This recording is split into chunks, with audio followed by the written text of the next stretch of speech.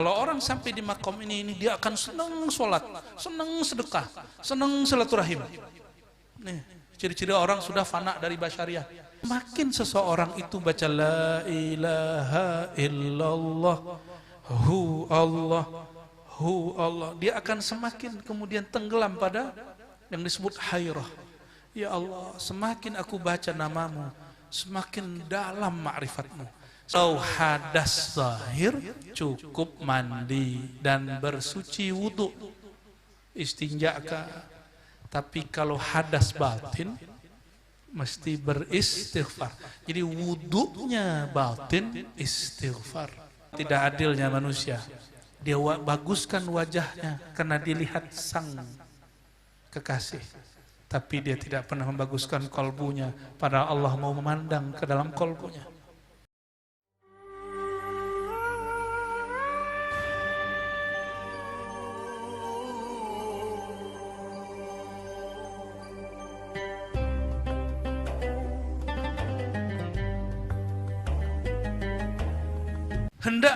Hendak mengerjakan zikir itu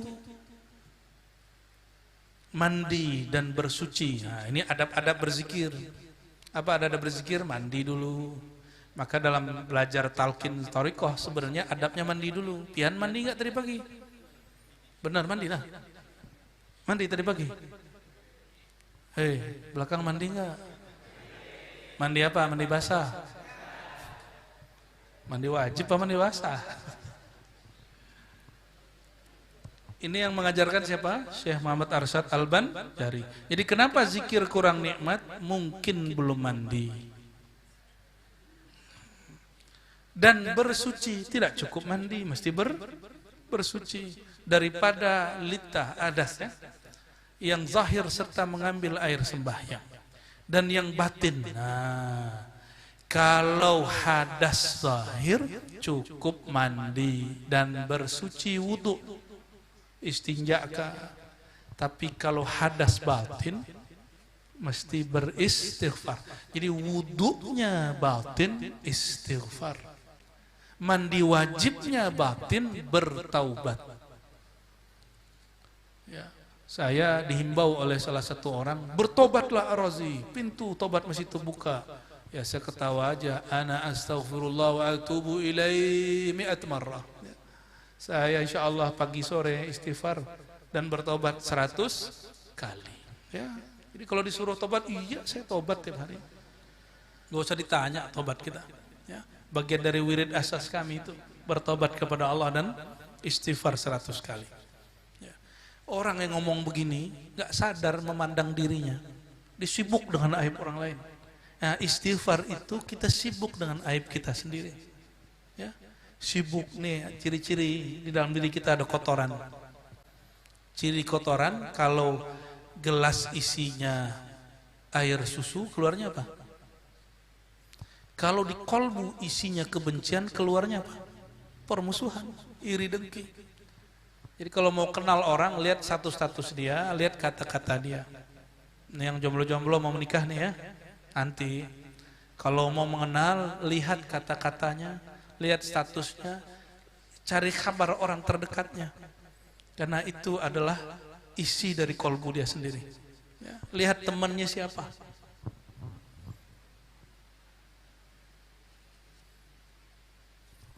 Minta ampun kepada hadrat Tuhan kita Azza wa Jalla dengan memakai pakaian yang putih dan khalwat. Nah, inilah alasan kenapa dulu sampai hari ini majelisnya Abah Gurus Kumpul itu putih semua. Ini yang nggak putih nggak apa-apa, yang penting bersih. Yang penting hatinya putih. Ini hanya anjuran. Ini rahasia kenapa orang Banjar suka pakai baju putih-putih. Kita lihat di video-video Abah Gurus Kumpul itu dari sudut ke sudut putih semua. Karena mereka mengamalkan petuah Maulana Muhammad Arsyad Al-Banjari. Dan khalwat pada tempat yang suci. Nah, maka disebutlah thariqahnya khalwatiyah samaniyah. Apa nama thariqahnya? Khalwatiyah samaniyah, bahkan ditambah qadiriyah.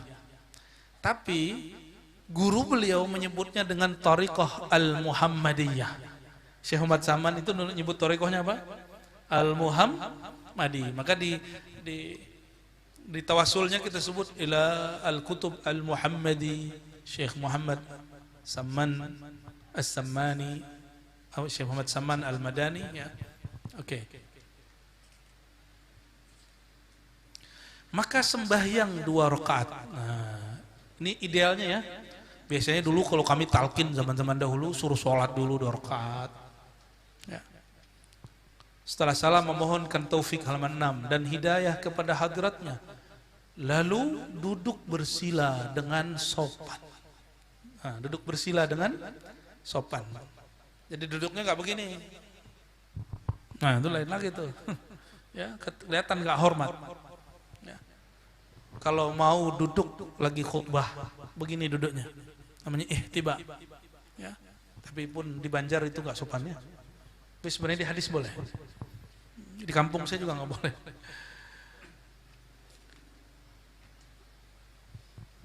Menghadap kiblatul muslimin. Kiblat kita kemana? Maka ada disebut Sayyidul Majalis Al-Qiblah.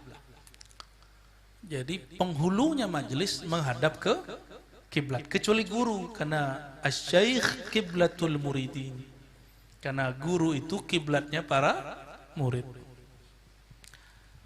Maka dihantarkan kedua tapak tangannya kepada lutut. Nah, duduknya gimana? Lalu mengucap la ilaha illallah serta mengingatkan maknanya di dalam hati dan itikad yang putus, tiada keadaanku dan apa itu guru, semesta sekalian alam ini wujud hakiki. Maka kalimah illallah artinya tiada diriku, tiadalah alam ini pada hakikatnya kecuali diwujudkan Allah Subhanahu wa ta'ala. Dengan memejamkan kedua mata. Berarti zikir pejam mata bukanlah buatan Ar-Razi Hashim. Tapi memang begitu dari sananya. Serta mengiktikadkan rasa makna kalimat tauhid itu masuk ke dalam hatinya. Allah jua wujud hakiki dengan sehabis-habis iktikadnya. Lalu di bagian ujung nih.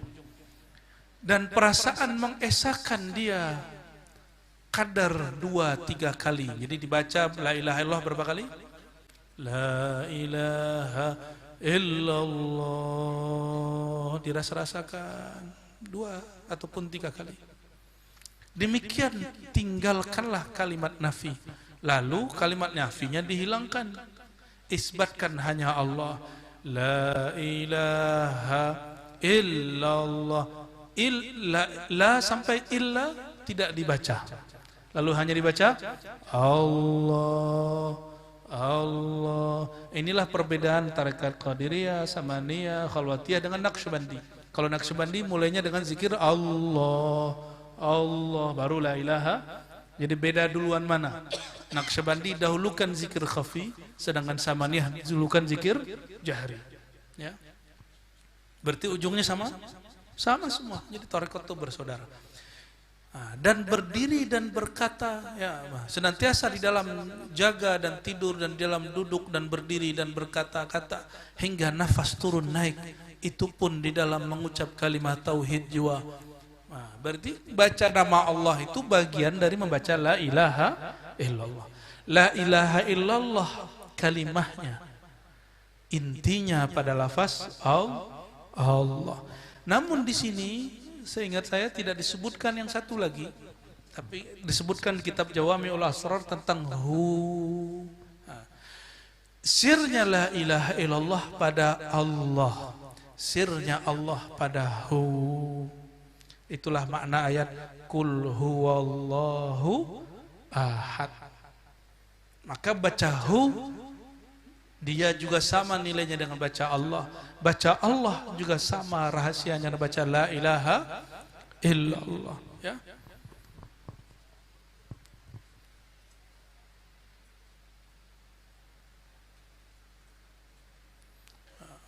Lalu kata beliau, maka tatkala bahwa pada kesudahan kalimat tauhid itu hendaklah dilanjutkan sekira-kira hasil rasa gaiblah diri. Nah, ini anugerah disebut hal. Walhamdulillah Allah sering memberikan kita. Dulu Pak, kalau sekarang bukan rasa ini lagi, rasa hudur. Jadi dulu yang sering saya rasakan gaib, hilang betul. Ada pingsan, ada yang berjam-jam duduk di masjid, tahu-tahu pas bangun udah nggak ada orang lagi. Ya, sering begitu. Ya. Memandang dan ingat akan segala masih wallah. Ya. Terus keesaan Zadwati supaya datang. Nih. Supaya apa itu? Di belakang di halaman 8 dikatakan supaya mudah-mudahan datang jazbah Allah.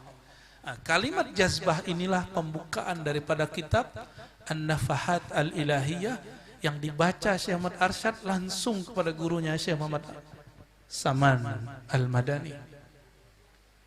Apa judul kitabnya? Nafahatut Thariq. Apa? At-Thariqah Al-Muhammadiyah. Nama kitabnya apa? Ya, At-Thariqah Al-Muhammadiyah dan juga An-Nafahat Al-Ilahiyah. An-Nafahat Ilahiyah dia mulai dengan ini, jazbah, tarikan-tarikan Allah Subhanahu wa taala. Ya. Kita baca cepat, dengan musyahadahnya serta lali atau lupa dan fana daripada segala ma siwallah, apa selain Allah, siwallah selain. Dan semuanya diri hingga daripada panaknya pun panaklah ia sebab menerima lemah tajalli nur jamalullah. Ya. Kita kalau ini yang jomblo-jomblo nih ya, kalau kalian jatuh cinta seorang cewek, awal jatuh cinta nih, pas ngeliat cantik dia bisa ngomong nggak? Oh, nggak pernah jatuh cinta dia. Sayang sekali, surganya remaja dia nggak tahu. Kita kalau lihat cewek cantik atau cewek ngeliat cowok cantik, itu nggak bisa ngomong. Fana dia. Itu baru jamalul khalq, baru jamalul nisa, jamalul rijal. Seperti perempuan-perempuan di Mesir melihat jamal Sayyidina Yusuf, keindahan wajah Sayyidina Yusuf, dan mereka lupa sudah menyayat-nyayat tangannya. Itulah cinta. Kalian tersayat pun tidak tahu, dompet tipis nggak sadar, ya. Hati sudah hancur nggak sadar. Kadang-kadang sampai kalian ini berjasa membesarkan perut perempuan juga nggak sadar. Ya. Ya. Insya Allah. Ya. Kalu. Apa tuh kalu guru? Gak bisa ngomong lagi. Jadi kalau kita melihat yang indah, itu orang terpana. Itu yang disebut fana. Dilupa dengan dirinya. Nggak usah jauh-jauh. Kalau buka handphone, kita nonton yang kita suka, dipanggil orang nggak jawab, nggak kedengeran, benar? Tuh guru aja masih begitu, apalagi santrinya kan. Itu disebut fana fil khalq. Gimana fana fillah? Fana pada Allah lebih dahsyat lagi, lebih dahsyat lagi. Nah, ini disebut lemah tajalli nur jamalullah. Kalau jamalullah munculnya rindu nangis. Di sini hanya disebut jamalullah ya. Sebenarnya beliau sebutkan satu lagi di kitab lain, nur jalalullah. Itu kalau terjadi orang akan berteriak, baca la ilaha illallahnya keras, bahkan mereka mungkin guling-guling, ada yang pingsan. Yang tadi melihat yang cantik juga bisa pingsan. Saya pertama jatuh cinta, yang saya ingat waktu SMA, waktu sanawiyah, oh Alia, itu lihat, nggak bisa ngomong, diajak ngobrol nggak bisa ngomong, kita fana melihat jamalullah fi wajhiha, modus, padahal lagi jatuh cinta sama makhluk, dibawa-bawa Allah, tapi itu serius, saya bercermin yang saya lihat muka dia, saking fananya, bercermin yang kelihatan muka si yang cantik itu. Tapi itu dulu. Kalau sekarang tetap aja muka kita yang kelihatannya. Saya alhamdulillah nggak pernah pakai bedak-bedak lagi. Terakhir sanawiyah ini kalian nggak usah pakai bedak. Baguskan ma'rifat, auranya bagus. Sebagai bedak lo cowok-cowok ini ya. Paman pakai bedak. Enggak lah. Udah laku tanpa bedak ya. Bedak itu mainan perempuan lah. Kalau cleaner boleh, ya. Seperti kita membersihkan hati, karena ingin dipandang Allah, kita bersihkan wajah karena mau dipandang si dia. Dan betapa tidak adilnya manusia. Dia baguskan wajahnya karena dilihat sang kekasih. Tapi dia tidak pernah membaguskan kolbunya, padahal Allah mau memandang ke dalam kolbunya. Ya. Pakai bedak tapi mukanya belum dibersihin, gimana? Gimana kira-kira bentuknya gimana? Keringetan, terus pakai bedak, itu bedaknya kayak gimana?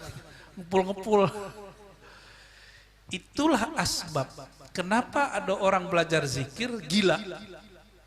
Paham? Kenapa? Dia punya ilmu sihir, ilmu-ilmu jelek, belum mandi tobat, belum membuang ilmu-ilmu jahat itu, ilmu sihir, pelet. Hah? Jangan nih santri-santri ini pelet antum itu ilmu. Gak usah. Guru Daud ini gak ada pelet walaupun tahu. Ilmu itu pelet yang hakiki, bukan bocor. Ada apa itu? Itu nanti terhijab. Belum lagi ilmu-ilmu macam-macam. Tanggalkan ilmu itu, itulah istighfar batin. Itulah taubat ruh. Kalau orang tidak mentaubatkan itu, jangan salahkan belajar thariqat, bikin enek. Seperti orang wajahnya belum dibersihkan, dia sudah pakai bedak. Orang yang belum mandi pakai baju baru, baunya bau, gak tahu istilahnya apa. Kata orang Pekalongan bau Cino, tapi saya bilang jangan ngomong begitu. Kita nggak benci sama orang Cina, karena Datuk Arsyad juga menikah dengan orang Cina. Ya, benar nggak? Ya betul sekali. Paman mau juga kayaknya. Ya, Cina juga. Ini wajah-wajah sipit. Ya, benar nih sipit-sipit. Ada 1-2 muka airat ma'lum. Saya suka sekali dengan kata-kata itu beberapa hari ini ya. Jadi kalau ada orang bertanya, masuk thariqat gila, belajar zikir gila. Bukan, Anda salah faham. Ya. Apakah Syekh Ahmad Arsyad gila? Apakah Abah Guru Sekumpul gila? Apakah Syekh Abdul Somad Palembani gila? Apakah Abah Lutfi, pemimpin thariqat di Indonesia dan di dunia gila? Enggak, justru beliau paling waras. Orang-orang belajar zikir itu orang paling waras, paling berakal. Kenapa? Jiwa dia tenang. Jiwa dia tenang. Dia bersama dengan zat yang maha memberi ketenangan. Orangnya pede. Ini remaja ini, guru. Kalau nggak belajar zikir kolbu, itu nggak akan punya ketenangan belajar. Krusak-krusuk semuanya. Gitu. Wuduknya berulang-ulang kali, karena syaitan was-was. Ada yang wuduk setengah jam kan? Dengarkan tuh wajah tuh beberapa orang tuh. Jangan. Wudhu itu paling banyak 3 kali. Berarti cuma 3 menit sampai 5 menit paling lama. Yang lama-lama. Itu kena syaitan karena kolbunya tidak berzikir menyebut nama Allah SWT. Mau berwudhu malah tambah kotor karena was-was. Ya. Maka kata beliau, inilah pendapat yang terlebih utama dan aula. Aula itu terutama daripada segala keramat dan makomat. Nah, jadi bagi beliau keramat itu bukan orang yang membelah bukit, membelah laut, terbang, bukan. Bagi beliau keramat itu ketika seseorang fana pada Allah Subhanahu wa ta'ala. Asarul kasyaf, asar, pengaruh daripada kasyaf, ini bahasa Arab yang masuk ke bahasa Melayu, daripada hak Subhanahu wa ta'ala akan hambanya, seperti kata Abu Bakar As-Siddiq. Nah, ini makom ini lebih tinggi daripada karomah. Apa itu? Kesadaran. Al-ajzu anid darkil idrakun. Al-ajzu artinya ajzu lemah. Artinya yang lemah daripada didapat segala pendapat itu, itulah pendapat. Nah, maksudnya itu bahasa lama ya. Bahasa sekarang. Kamu mengaku tidak kenal Allah pada hakikatnya, itulah hakikat. Jadi semakin seseorang itu baca la ilaha illallah hu Allah, dia akan semakin kemudian tenggelam pada yang disebut hairah. Ya Allah, semakin aku baca namamu, semakin dalam ma'rifatmu, semakin jauh pengetahuanku, semakin sadar diriku bahwa aku belumlah kenal engkau. Ini makom Sayyidina Abu Bakar As-Siddiq.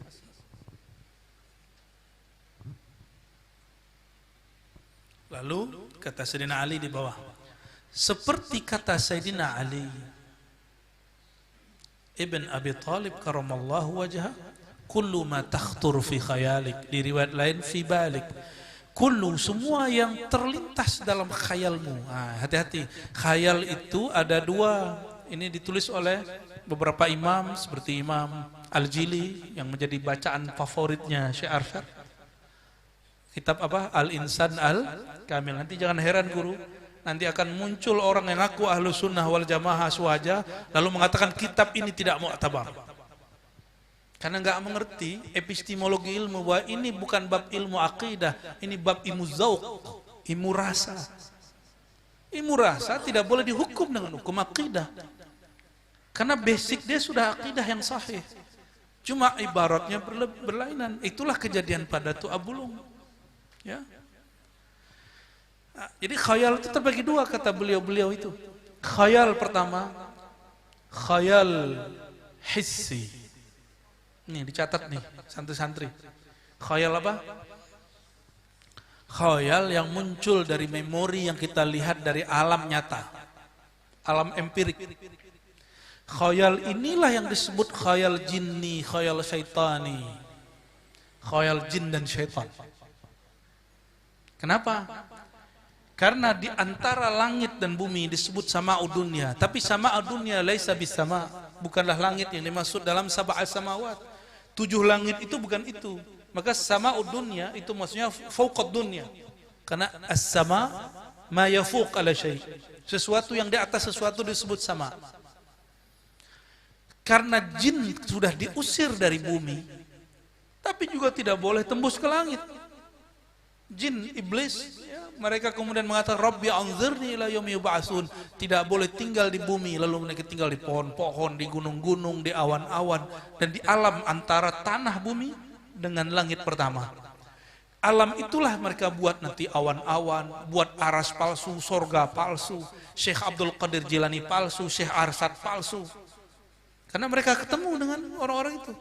Yang tidak bisa mereka palsukan cuma satu, Sayyidina Muhammad sallallahu alaihi wasallam.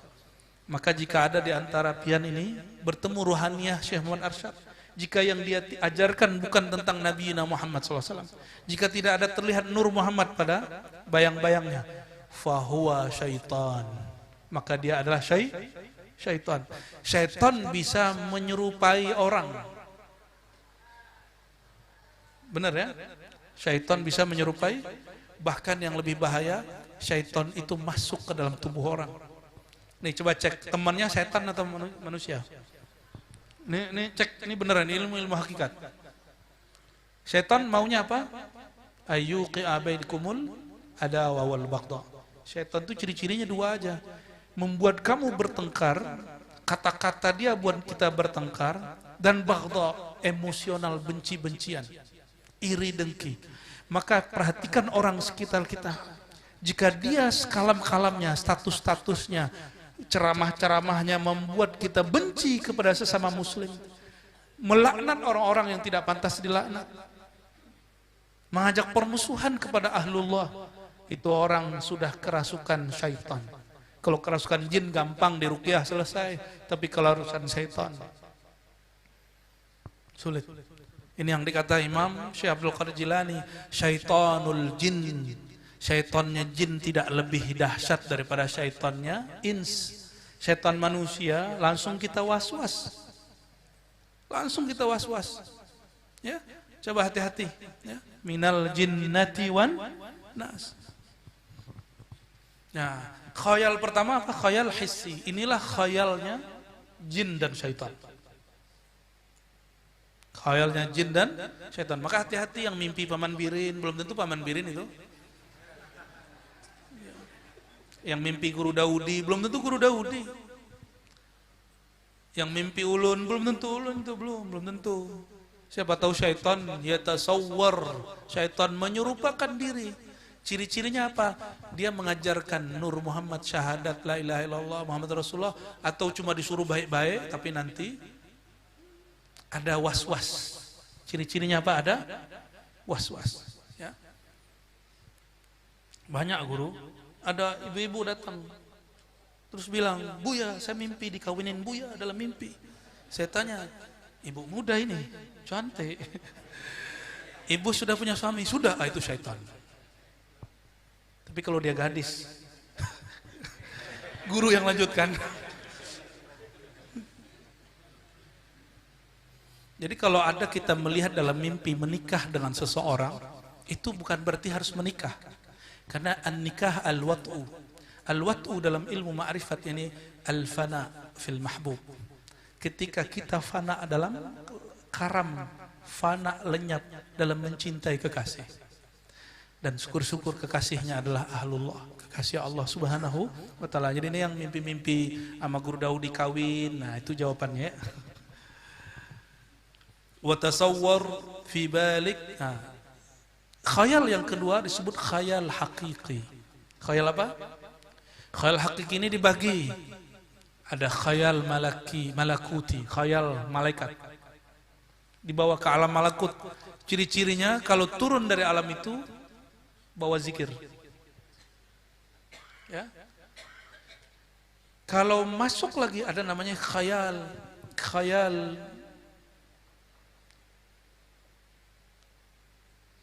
kalau boleh disebut ya, khayal ar-ruhi, khayal alam ruh. Itulah masuk alam jabarut, alam lahut, alam hahut dan lain-lainnya. Turun-turun bangun tidur pasti bawa ilmu ma'rifatullah. Ya. Nah, ada Syekh Muhammad Saman Al-Banjari di Kaltim yang kita habis haulkan. Dia di pengalaman hidupnya didatangi oleh Syekh Arsyad secara rohani, tapi jaga. Selepas dari itu dikasih kertas, kertasnya hilang, tapi dia juga mengerti ilmu ma'rifat yang dulu dibicarakan orang-orang Banjar semua. Nah, itu namanya khayal ruhi. Khayali ruhi, khayali ruhnya yang berkhayal. Kalau ruh yang berkhayal dia nyata. Tapi kalau hissi, ya alam nyata ini, nggak masuk. Hati-hati ya, hati-hati. Kadang-kadang dibawa ke arwah-arwah masyaikh, belum tentu arwah masyaikh. Sebab itu iblis menyerupakan diri untuk menyesatkan si hamba. Nah, itulah gunanya ada mursyid, bermursyid di situ. Kullu ma takhtur fi khayali, semua yang terlintas dalam khayalmu. Wa tasawwar fi balik, fallahu bi khilafi dzalik.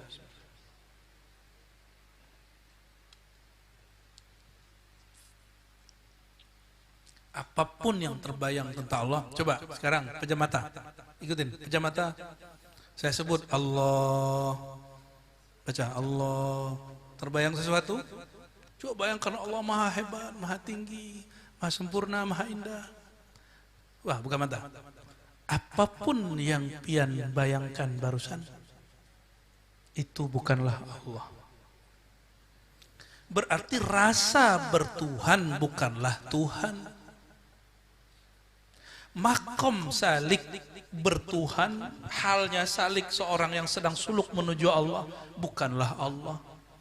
Maka selama-lamanya hamba tidak akan pernah, walaupun rohani dia karam fana dalam asma, sifat dan zat Allah, tapi dia tidak akan pernah menjadi Allah yang ada. Dia menjadi tiada, menjadi nol. Nol itu ada, tapi nilainya tiada. Itulah fana.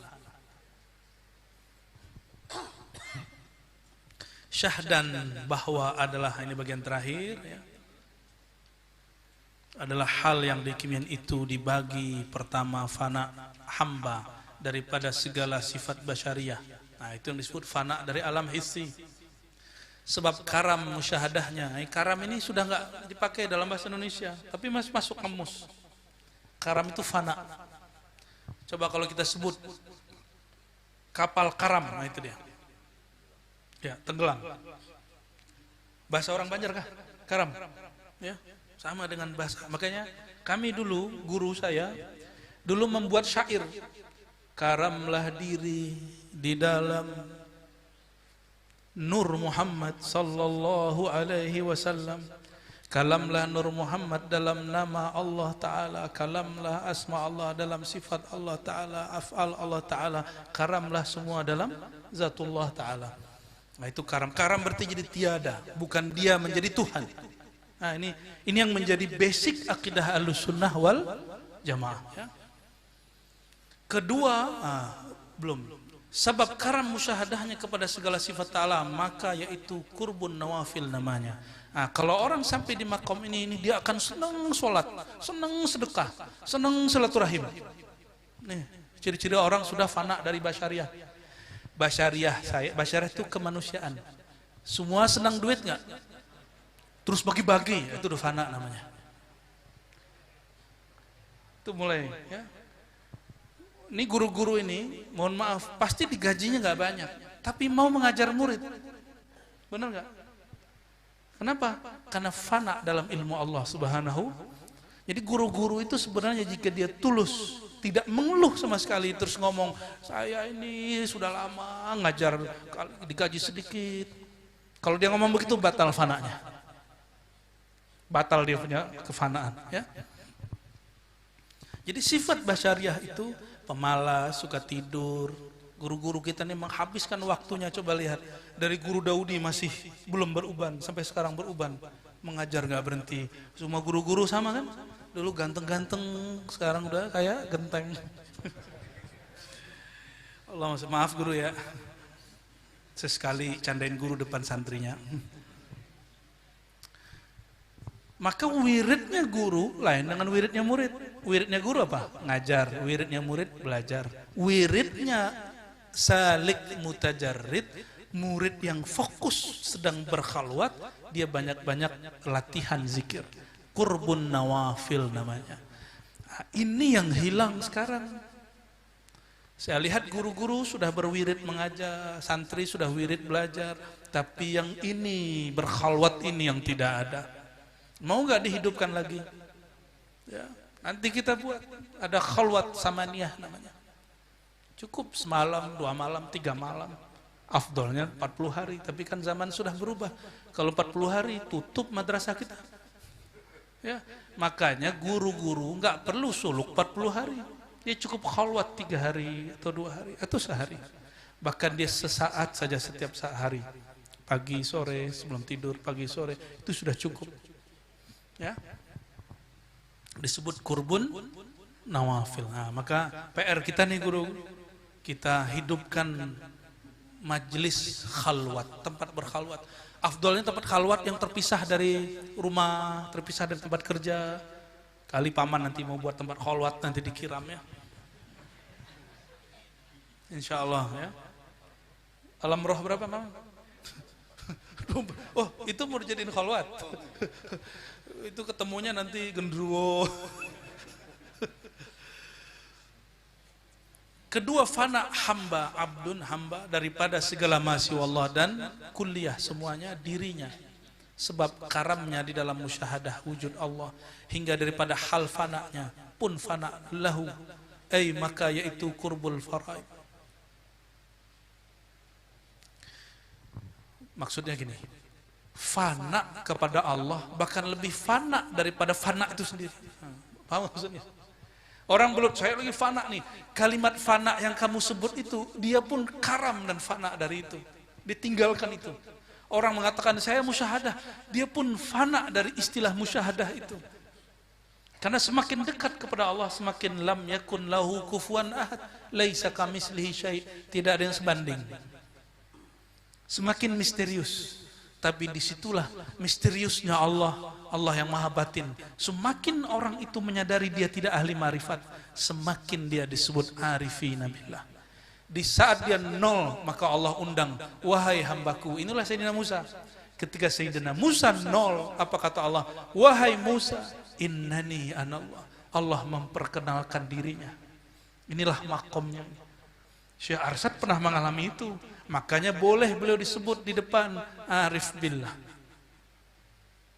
Jadi yang boleh dikasih gelar arif billah siapa? Yang sudah fana dari musyahadah, dari muraqabah, dari semuanya. Lalu Allah memperkenalkan diri kepadanya. Semakin dia kemudian tenggelam dalam keasikan mengenal Allah itu, semakin dia hairan. Maka di ujung bawah ya, ini doa yang dibaca oleh Nabi SAW. Ya, saya juga udah cek ini kalimatnya gak begini juga ya. Allahumma zidni fika tahayyura. Ya Allah, tambahilah kepadaku tahayyura, musyahadah keherananku pada musyahadah kepada asma zatmu. Wah, ini istilah penting nih, asma zat. Jadi ada asma sifat, ada asma zat, ada asma af'al, ada asmaul husna. Nah, ini istilah beliau sudah mulai. Ada asma zat. Dulu Imam Baihaqi pernah bahas dalam kitab Asma wa Sifat. Ada asma sifat, nama yang melekat pada zat. Paman Birin nama kecilnya apa paman? Yang asli, yang dulu waktu kecil masih Aying. Nah, Aying itu nama sirnya, nama zatnya. Gubernur itu nama sifatnya. Apalagi paman? Suka ini tampil apa? Teater. Berarti paman disebut apa? Aktor. Aktor politik. Berarti aktor. Aktor itu salah satu fiilnya, asma fiilnya. Guru Daudi ini penulis bukan? Ini yang nyalin siapa nih? Berarti beliau ini katib, penyalin. Itu namanya isim af'al.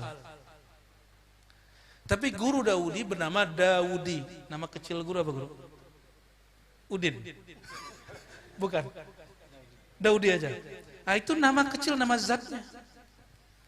Lalu ada nama-nama yang indah yang berkembang di kalangan santri. Guru Daudi orang alim. Nah, itu asma husna.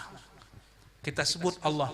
Allah maha indah, Allah maha alim. Kira-kira itu namanya al-asmaul husna. Wadud, Rahman, Rahim. Itu namanya al-asmaul husna. Nama yang indah. Jadi ada tingkatan-tingkatan nama. Coba dari bawah. Asmaul husna, al-asmaul husna. Asmaul af'al. Asmaul sifat. Ada asmaul zat.